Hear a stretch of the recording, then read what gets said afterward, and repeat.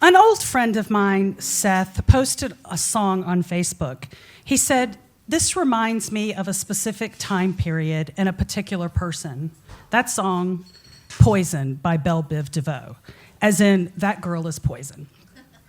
As soon as I read it, I knew exactly what time period he was referring to, 1990, and the person was me. I met Seth when I was a senior in high school, and he was a sophomore in college. I was dating one of his 3 college roommates. It wasn't weird. I was 18, he was 20. It's perfectly normal. I was introduced to Seth at a party at their apartment, lots of people, and immediately he did not like me. He thought I was a snob. It took me years to realize that this was my social anxiety manifesting in an aloofness. I would walk into a place that I didn't recognize most of the people. I'd stick to the person I knew the best, and I'd stay there for the rest of the night. It usually worked for me.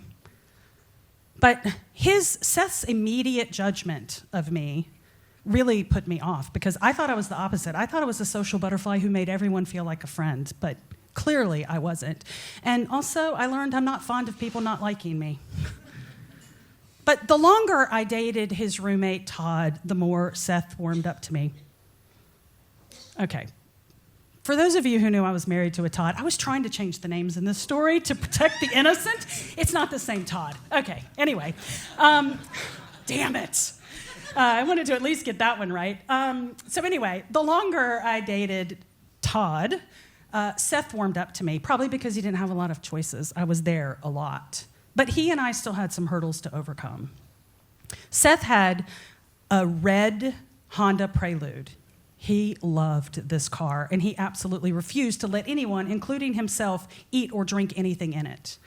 But in the early mornings of a night that had been filled with quite a bit of drinking, I found myself in the front seat of this Honda Prelude, sitting in Todd's lap, holding a giant fountain drink. Seth had let me have the drink in his car. Seth was the only sober one when we arrived at the convenient mart to get snacks and drinks, so it's really his fault for allowing it. But I set the drink on his dashboard, unsecured, and it promptly fell in my lap and on the seat and the floor. Y'all, I was drunk, but I will never forget the look on his face or the feeling in my body when he gave me that look, just filled with shame and embarrassment. To this day, I still don't think I've ever asked him how or if he got all of the sticky mess out of his car, because I don't want to discuss that part of our relationship. I want to stay friends. And we have, clearly, because I know he's posting songs about this time period in our life. Weirdly, he didn't kick me straight out of his car. I assume it's because he's a kind person, and I remember begging and crying a lot for his forgiveness. But it seemed to be the start of a growing friendship for us, weirdly. I didn't avoid talking to him as much. We'd have conversations, and then I started to notice some lingering looks between us. And they were notable because I didn't feel that way with Todd. I didn't have a lot of romantic chemistry with Todd, really none. But there was something with Seth. Something that I dismissed and ignored. I attributed it to, I just was feeling that swooshy feeling because some guy was paying attention to me. But regardless of why it existed, I still felt it, and it reminded me that that feeling existed. So I broke up with Todd because we didn't have that romantic chemistry. I didn't do it for Seth. I did it because Todd deserved to be with someone who wanted to be with him, and I deserved passion. So, however, I should say this. I have trouble letting go of things, including boyfriends, so they become friends, and that's what Todd and I agreed. The breakup was not easy, and that is kind of how they always are, but it was friendly. So we were going to hang out with each other every once in a while, and I don't think that's weird, and he didn't seem to think it was weird either. One time we were supposed to meet at his apartment. He was out of town at his parents' house a couple of hours away. I arrived a little early. The only person there was Seth. I waited, and Todd didn't come. He eventually called and apologized. He was going to spend the night at his parents' because he needed to help them with something. I said, no worries. I had no agenda, nowhere to be. My parents were out of town, so I also technically didn't have a curfew. which is why I decided to stay and hang out with Seth a little longer. I eventually moved from the chair beside the couch to the couch next to him. We talked for a long time about a lot of things. And one of those things was the show he was watching, Growing Pains. It was popular at the time. And this one particular moment in that show, it was an intense, passion-infused kiss. It was a spark in a room full of oxygen. Seth leaned against the arm of his couch as I stood by the door, procrastinating, telling him goodbye. I don't remember exactly how it happened, the steps leading to the kiss, but I'm pretty sure I kissed him first. It was a terrible idea. We knew that if Todd found out, he would assume I dumped him for Seth, and he would be mad at us forever.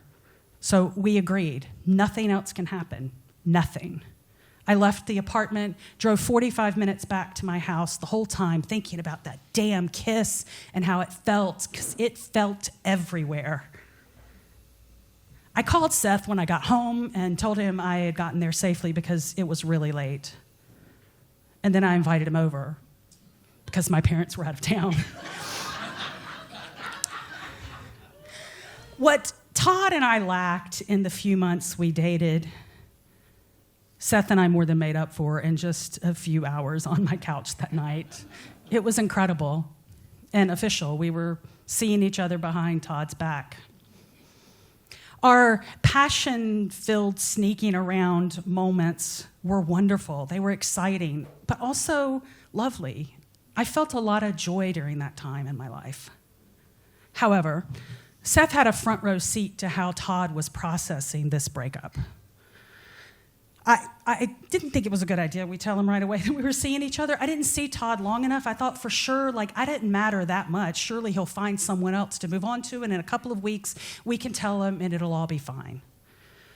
But Seth told me this friend of Todd's, we're going to call her Nosy Bitch. She was filling his head with all kinds of nonsense.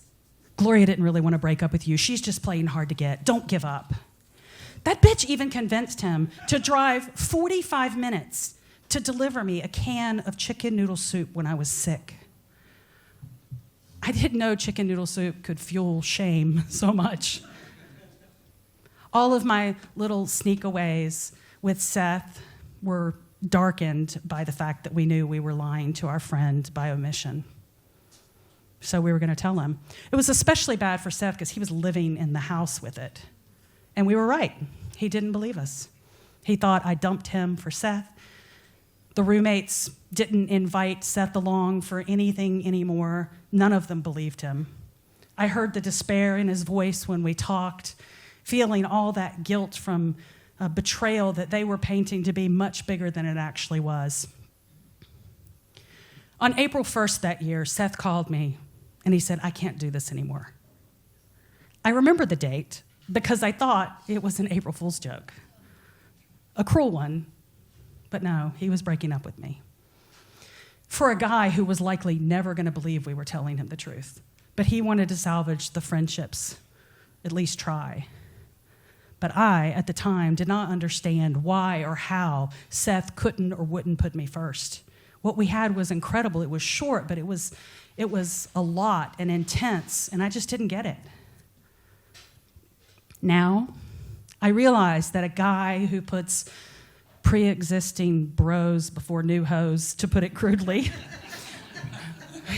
that's probably a guy who's a keeper, but it wasn't my choice. I have chosen to keep Seth as a friend, as he has with me. We have shared travel stories and cried on the phone to each other. He's even talked me out of quitting writing when I was just done. So I'm proud of our friendship and how we've nurtured it. But I am also acutely aware that for a very specific time in Seth's life, this girl was poison. Thank you.